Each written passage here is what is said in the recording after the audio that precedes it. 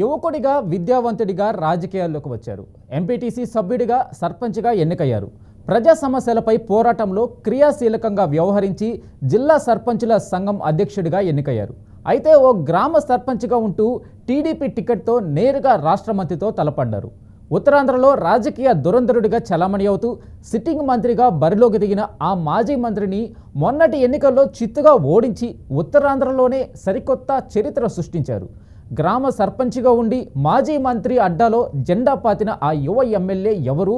Let's watch the story.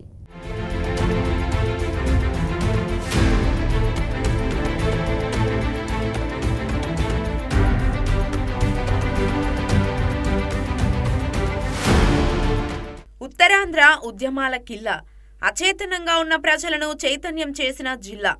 ఈ ప్రాంతంలో ఉన్న శ్రీకాకుళం ఒకప్పుడు టీడీపీకి కంచుకోట.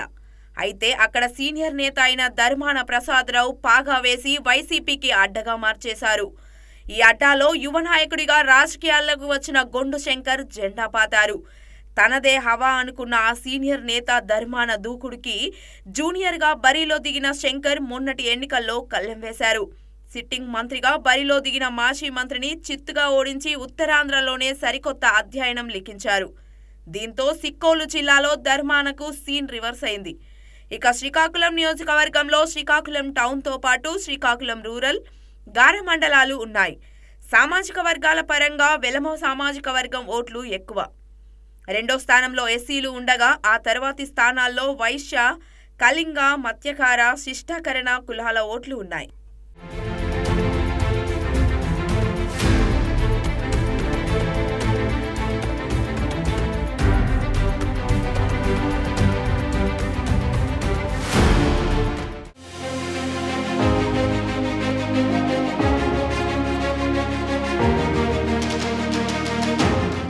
విద్యావంతుడిగా రాజకీయాలను అవగతం చేసుకుంటూనే యువకుడిగా రాజకీయాల్లోకి వచ్చారు. ఎంపీటీసీ సభ్యుడిగా సర్పంచ్గా ఎంపికయ్యారు. ప్రజా సమస్యలపై పోరాడడంతో క్రియాశీలకంగా వ్యవహరించడంతో జిల్లా సర్పంచుల సంఘం అధ్యక్షుడిగా, రాష్ట్ర పంచాయతీరాజ్ ఛాంబర్ సభ్యుడిగా కొనసాగారు. దీంతో ధర్మానకు చెక్ పెట్టాలనుకున్న టీడీపీ అధినేత చంద్రబాబు శ్రీకాకుళం నుండి శంకర్కు టికెట్ ఇచ్చారు. ఓ గ్రామ సర్పంచ్ను నేరుగా రాష్ట్ర రెవెన్యూ మంత్రితో తలబడే స్థాయి కల్పించడంతో టీడీపీ క్యాడర్ కూడా హ్యాపీగా ఫీల్ అయింది. దీంతో సీనియర్ జూనియర్ మధ్య ఆసక్తికరంగా మారిన ఆ సమరంలో జూనియర్ గొండు శంకర్ పైచేయి సాధించారు. దీంతో ఉత్తరాంధ్రలో అప్పటి వరకు రాజకీయ దురంధరుడిగా చలామణి అవుతున్న మాజీ మంత్రి ధర్మాన హవాకు చెక్ పడింది.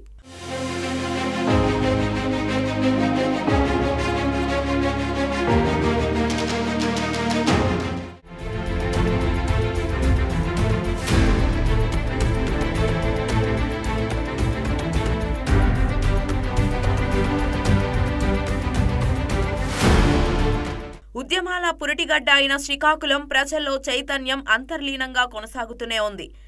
అందుకే ప్రజా తీర్పు వినూత్నంగా ఉంటుంది. అయితే టీడీపీ ఆవిర్భావం తర్వాత 1985 నుంచి 1999 వరకు శ్రీకాకుళంలో 4 సార్లు మాజీ ఎమ్మెల్యే గుండా అప్పల సూర్యనారాయణ ఎమ్మెల్యేగా గెలుపొందారు. ఎన్టీఆర్ కేబినెట్ మంత్రిగా కూడా పనిచేశారు. అయితే 2004, 2009లో గుండప్పల సూర్యనారాయణపై కాంగ్రెస్ నుండి ధర్మాన ప్రసాదరావు గెలుపొందారు. అనంతరం వైసీపీలో చేరిన ధర్మాన 2014లో అప్పల సూర్యనారాయణ సతీమణి గుండా లక్ష్మీదేవి చేతిలో పరాజయం పాలయ్యారు. కానీ 2019లో మళ్లీ ధర్మానే గెలవడంతో అప్పటి నుంచి ధర్మాన వర్సెస్ గుండా ఫ్యామిలీ మధ్య ఆధిపత్య పోరుగా సిక్కోలు రాజకీయం మారిపోయింది. అయితే వయసు పైబడడంతో మొన్నటి ఎన్నికల్లో గొండు శంకర్కు టీడీపీ టికెట్ ఇచ్చి గెలిపించుకుంది. దీంతో ధర్మాన చేసిన అవినీతి అక్రమాలకు జిల్లాలో చెక్ పడిందని శ్రీకాకుళం ప్రజలు తమ అభిప్రాయం వ్యక్తం చేస్తున్నారు.